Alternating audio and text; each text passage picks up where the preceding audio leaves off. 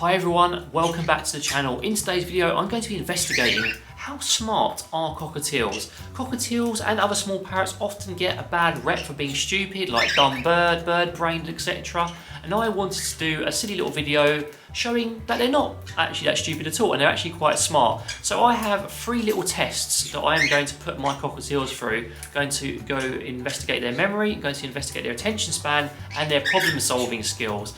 I've tried to pick things that they do often, but also things they wouldn't really encounter very often, and I haven't trained with them to be more interesting that way. Now this video is a bit of fun, it's not a proper scientific study. If you want me to do one of them, please feel free to fund me or help me get in contact with universities to do it, because I'd love to investigate the topic. But in the meantime, you're just going to enjoy this fun little study that I'm doing with my 2 cockatiels. The first area I wanted to investigate is cockatiel's memory. So I devised 2 very simple tests, which I hadn't really done with chip or fish before very often, to look into this area. So the first one was simply putting a piece of millet in one of my palms, showing Chip where that millet was, then switching him around and seeing which one he picked. You may have seen this test done with humans and other animals quite often. It's very simple, very easy, and I was quite amused by the results. I did it a couple of times and Chip did pick the right one both times, proving that he has object permanence awareness and proving that he does remember where they are. The second test was a little bit more difficult for Chip. And we regularly use cake cases, but I've never used a cake case in this way. So what I did is I popped a bit of millet under a cake case, showed him it, popped it on the floor, and then let him open it up and take it out. Now this is where the best part of the test is. I then didn't repeat the experiment at all. I did nothing with him for a whole week, and then I popped a cake case on the floor with nothing under it and saw what he did. As you can see, he investigates under that cake case to see what there is. And don't worry, I did do it again with a piece of millet because I didn't want to not reward him for being so smart. But the point of these 2 tests is it does prove that Chip knows what's going on there. He knows there's an object under there and he remembers where it is. I found that really interesting.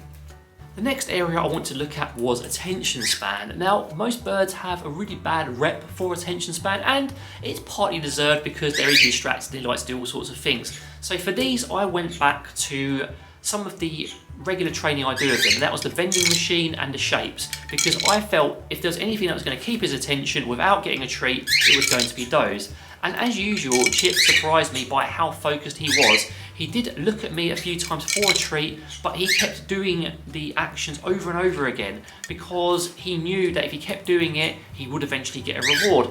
And the whole point of this is he just kept going. He kept trying and trying and trying, and his attention was focused on those tricks. And it's very interesting to see just how focused he can be. Apart from right now, because the curtains are open, he can see outside. Is that very interesting out there? Are you just disproving what I'm talking about? The last area I wanted to look at with our cockatiels was problem solving. Now, you may have seen some problem solving going on with the cake case earlier in the experiment, so I thought I'd repeat that. So we have a toy, a wooden sort of receptacle we called a well, and I thought that would be a perfect way to see what Chip does. So I put the cake case on top of the well and put some treats in there, and then I watched what Chip did. So you may have seen Chip in this example, he just removes the cake case and gets the treats out of the well. So he knows there's something in there and he knows what to do to get it off. Very simple example of problem solving. And another really good example of problem solving with cockatiels is the ring toss. It's a really good toy. It requires a bit of dexterity, it requires a bit of intelligence, and it's lots of fun. So to get a reward from doing the ring toss, I thought I'd make it more difficult for Chip. He had to take off a ring and then put it back on. Normally, we'll just reward him for doing either.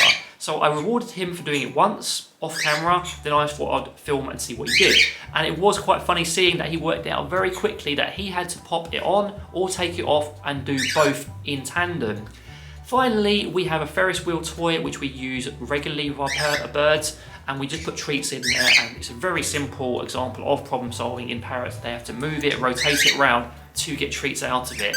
But I felt all of these things do prove at least a basic degree of problem solving in our parrots. And while it's anecdotal, while these are only very quick, fun experiments, it does show just how smart these little guys are. And with a bit of training, a bit of patience, you can really bring that out. And it's also beneficial for them because it's lots of fun for them and they enjoy being challenged.